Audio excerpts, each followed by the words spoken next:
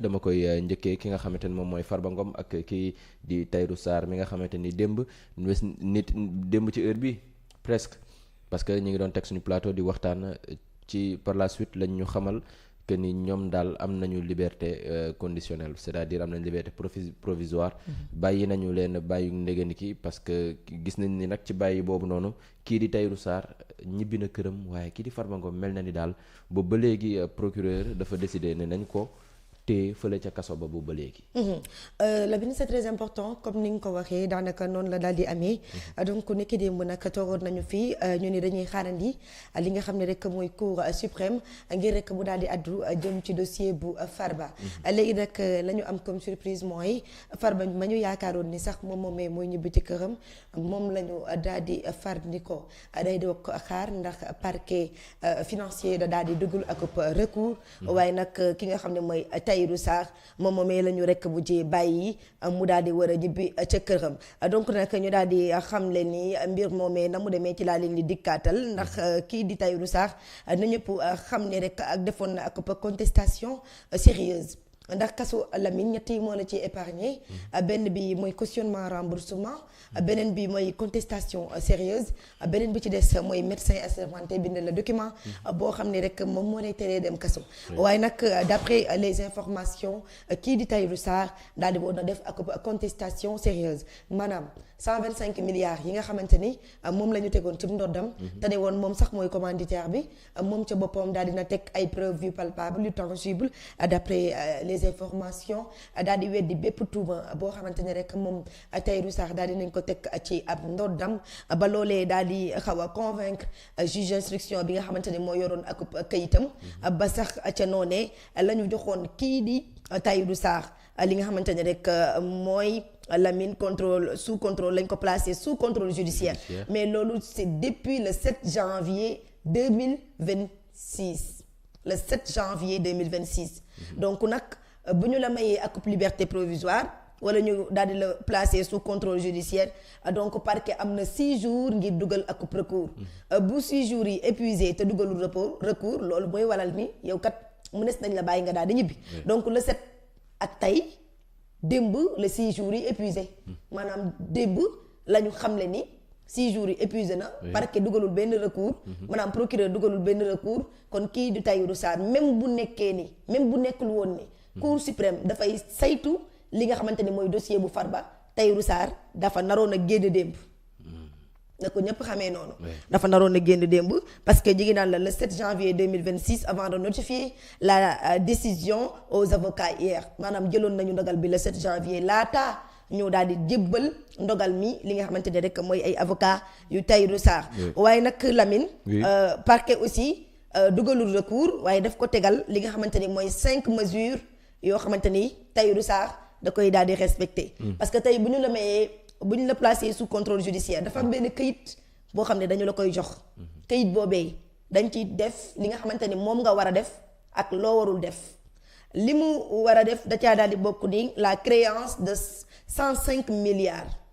créance bu 105 milliards ci Tahirou Sarr waaye dañu ko refuser li nga xam ne mooy liberté provisoire ngir jox ko placer ko sous contrôle judiciaire waaye aussi dañu ni ko assignation à résidence surveillée maanaam du day dem rek fu ko neex waaye dañu koy dëj ci këram waaye ci kër googee ñu ko dëj dañu koy daal di surveiller foofu waaye tamit ci kër googee dafay yor li nga xamante ni mooy bracelet électronique maanaam dañ koy takkal ak bracelet loolu parquet moo ko demandé ci Tahirou Sarr waaye aussi Lamine le parquet demandé waat mooy dañuy daal di def expertise daal di topp enquête bi ndax parquet ma ngay xamlewaat ni dafay daal di jar ñu daal di entendre responsable yu trésor parce que koppar gi nga xamante ne moom la ñu doon wax ni moo dox ci diggante holding Sofico SCI Farba SCI Doro SCI Tandian SCI Diamalaye donc koppar googee dañu ni ci trésor public la tukkee ngir dugg ci seeni société yooyu léegi nag parquet mi ngi xamal ni dossier bi le dañ koy gën di ko topp ndax ñoom ñooñee nga xamante ne ñooy responsable yu trésor yi daañu leen déglu ci li nga xamante ne mooy dossier bi ñu xoolandi ana fan la lam wan leen di mujje ak i gëtëm waaye aussi nee na responsable public yi maanaam comptabilité ñi nga xamante ni ñoo yoroon wàllum gafaga réew mi fële ca trésor public ñoom it daañu leen déglu ci li nga xamante ni mooy dossier bile waaye aussi kii di Tahirou Sarr dañu ko daal di interdire mu def bépp transaction financière maanaam bépp koppar waru ko transférer warul jot xaalis moom Tahirou Sarr li ñu ko permettre mooy maanaam loo xamante ni wàllum courant la jëm ci kër gi kese la ñu ko may mu di ko transférer maanaam muy fay ak di régler problème maanaam ci kër kese maanaam lu jëm ci kër à part ça neewuñu ko c'est ça loolu la ñu ko wax maanaam nee nañ ko charge courant du ménage maanaam këram ay soxlaam këram yooyu donc dépense su këram la ñu ko permettre ngir mu di ko transférer kon maanaam tey yow Tahirou boo ko ñaanoon xaalis mënu la ko may parce que sous contrôle judiciaire la ñu wax dañ la placer sous contrôle judiciaire dañ lay contrôler te bu ñu lay contrôler dafa am ay charte yoo xamante ni da ngeen koy teg ñu jox la nga liir soo mënul liir ñu jox la sa avocat mu liir ñu liiral la lii lañ lay tere lii lañ la terewul fii nga am droit commencer fii mooy say limite waroo génn ci kër gi war a booy génn da nga war a tàggoo ba ñu bàyyi la nga doog a génn ak yu ni mel donc loolu mooy li nga xamante ni moom la ñu tënk ci kii di Tahirou Sarr na ñëpp xam ni décision bi c'était le 7 janvier bii ñu génn 6 jours yi épuisé na parquet dugalul recours te buñ nee dañ lay may liberté provisoire wala ñu ne dañ lay mettre placer la sous contrôle judiciaire parquet bu dugalul fii ak 6 jours mënatul dugal loolu moo tax tey kii di Tahirou Sarr rëccagul ci dossier bii léegi nag Lamine dafa amoon loo xamante ni daf fi jaaroon ñu fàttaliwaat ko tuuti ci dossier Tahirou Sarr parce que dañu daal di xamle woon ni Tahirou Sarr xam nga demoon na ba épuisé ba cour suprême ñu xamal la woon ni ko jaratul day dugal liberté provisoire parce que yow toile d'araignée nga maanaam da ngay tàgg te yow buñ la bàyyiwee amaana am na ci ñoo xam ne dañoo waroon a ñëw témoin comme par exemple ñi nga xamante ne ñoo nekk trésor public wala ñoo xamante ne ñi ngi nekk ci li nga xamante ne mooy comptabilité publique bi ñoom dañoo war a ñëw pour ñu leeral alal jigéen doon jot ana lan moo tax ngeen ko doon jot ñun la buñ ko bàyyiwee mu génn li ñu bëgg a xam duñ ko xam loolu lañ ko waxoon ci jamono jooju léegi ndax man ñoom ñoo maîtriser dossier bi am na foo xamante ne ñun dañ fay am limite waaye toile d'araignée boobee ñu bàyyi mu ñibbi te dossier bi leerul ndax tey mënul am lu mu mën a jouer ci dossier bi ndax tey mënul tardeel dossier bi ndax tey mënul tax dossier bi heure ba mu waroon a jeex du ko jeex parce que boo dee nit ki xool nga ko ba xam ne kii nekk na nit bu doy waar ba capable na nit di témoin mu ne ko bul témoin capable na pax ya ñu sulli woon mu raaxaat ko kon tey kooku yaa ngi koy bàyyi ci biti même bu nekkee da nga koy takkal bracelet même bu nekkee da nga koy bàyyi ca këram est-ce que loolu wóor na ci loo xamante ne dañu ni c'est l'argent du contribuable rawatina ñu ni moom ca boppam moo nekkoon commanditaire ba ak moom Tahirou Sarr ban façon la contester parce que d'après les informations yi génnoon ay transaction la ak i retrait ay chèque la ak i koppar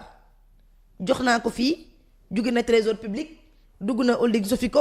jël na holding Sofico dem na SCI jàmmalaay génn na SCI jàmmalaay dugg na ci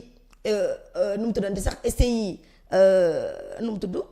jàmmalaay laa wax léegi SCI Doro maanaam ay transaction yoo xamante ni ay transaction ay milliards la ba ñu xayma ñu ni ñoom ci boppam am na lu leen ca concerné mais tey ndax bu ñu bàyyi wee kii di Tahirou Sarr est-ce que dëggantaan Lamine la ñu bëggoon a xam ci biir dossier ba ndax dinañ ko xam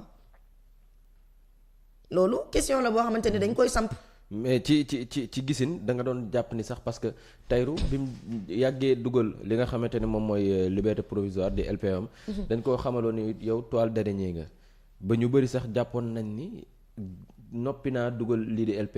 démb bi nga xamante ni information bi génn na ñu ni Tahirou bàyyi nañ ko mu ñibbi est-ce que nekkul surprise wala sax est-ce que nekkul ok lu bett askan bi la parce que Farba lañ doon xaar ñu indil ñu Tahirou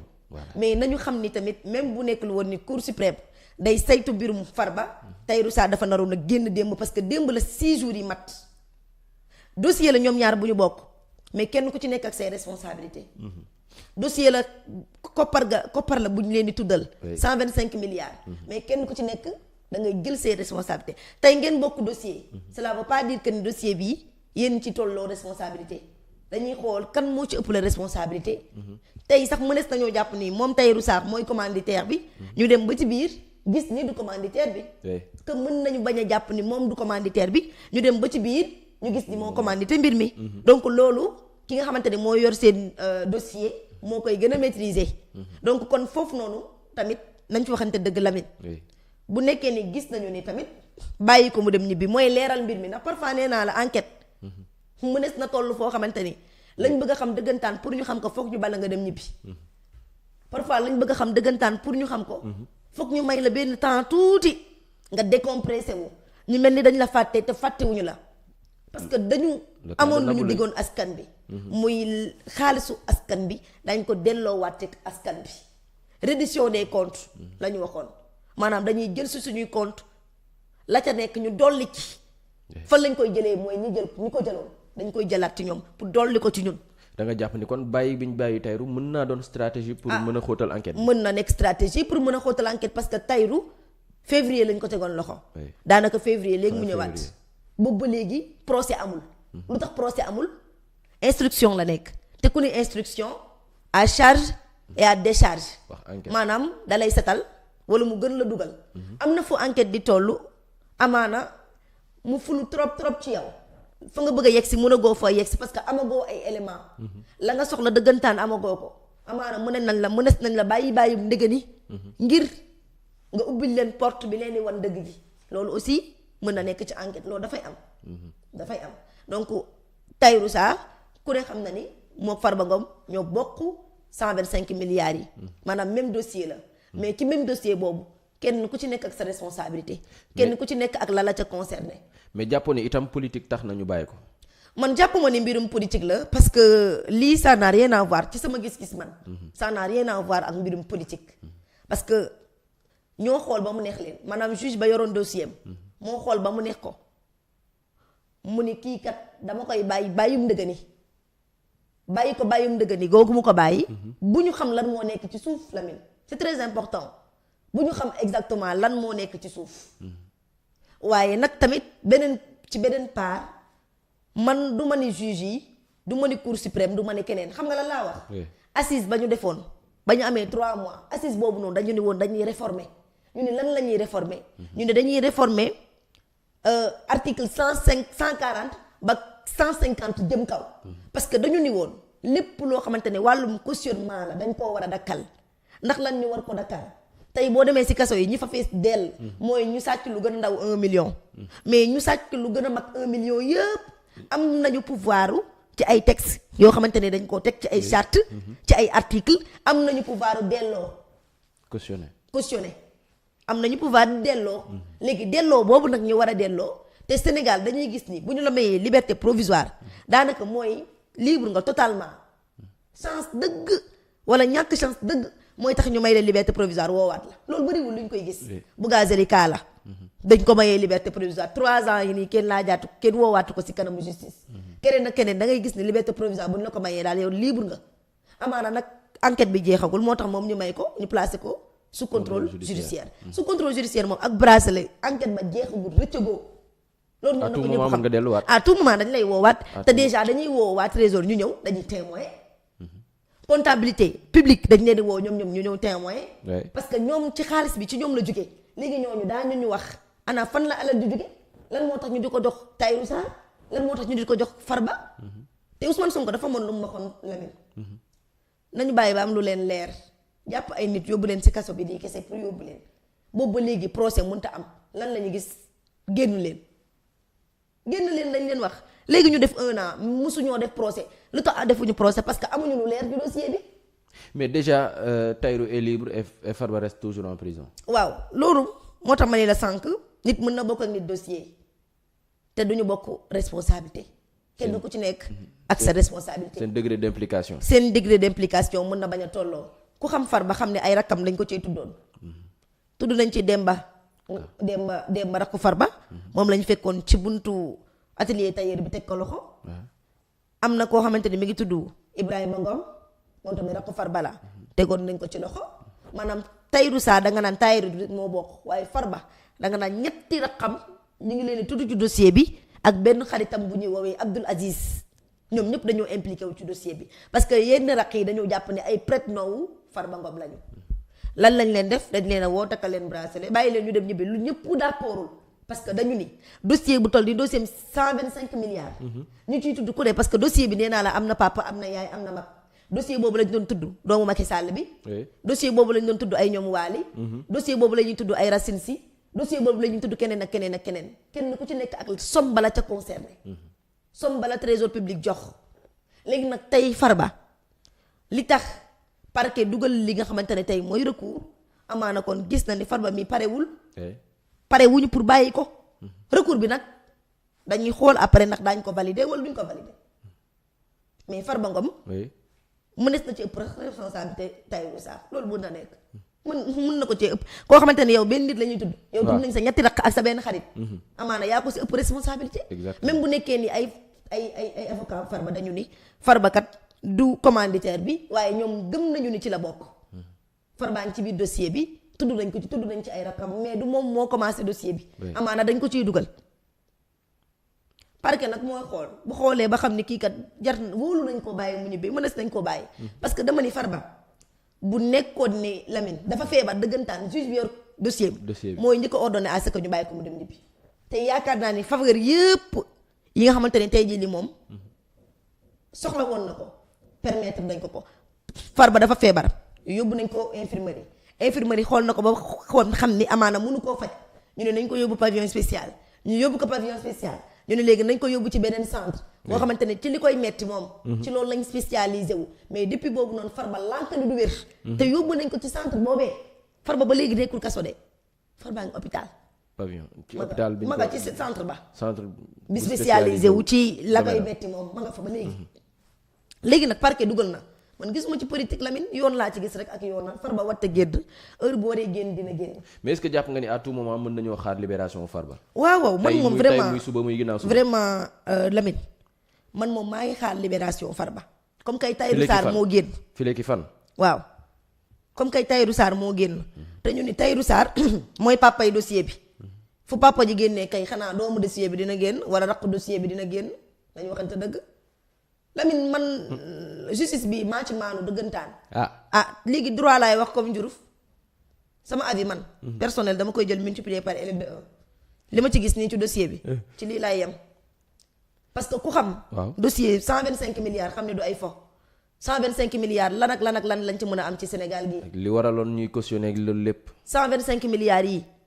ñaata hôpitaux lañ ci waroon a tabax am na ci ñoo xamante ne pour ñu dem accoucher ji. ay kilomètres la ñuy daw. di ci ñàkk seen bakkan buñ leen ko yóbbuloon ñu tabaxal leen ci ay poste de santé 125 milliards bu ñu ko jëloon yóbbul ko étudiants yi kenn dootu ci génnati di grève naan nañ ñu jox suñuy bourse 125 milliards yi buñ ko yóbbu woon ci njàng mu kawe mi mu am njëriñ buñ ko yóbbu woon ci njàng mu suufe mi mu am njëriñ léegi da ngay xëy suba 10 jours au lendemain benn nit sàcc ginaaru 3000 ñu ni ko demal kaso nga gis ku sàcc 125 milliards ñu ni ko demal nga ñibbi man droit laay wax léegi comme Diouf sama avis dama koy denc parce que Lamine amul sens au fait ñu diggoon ñu reddition des comptes maanaam dañuy jàpp ñi sàcc suñu alalu réew yóbbu leen ci kaso yi ñu fay ñu suñu xaalis tey sàcc yooyu la ñu bàyyi ñuy ñibbi ku bàyyi papa kay xanaa war a bàyyi doom wax dëgg yàlla en tout cas yoon a xam li tax wala sax li waral mu daal di bàyyi recours pour kii ay conditions pour kee lii la recours pour kii condition pour kee Tahirou Sarr dañ ko tegal 5 conditions yoo xamante ne da ko war a appliquer. Farba Ngom ñu ne ko ñun d'accord guñu pour Farba génn xëy na dinañ mës a d'accord. xëy na nag tamit peut-être li nga wax mën na doon stratégie boo xamante ni yoon daf koy employer ngir rek mën a gën a xóotal enquête am wala ngir mën a gën a mën a foncer ci enquête bi.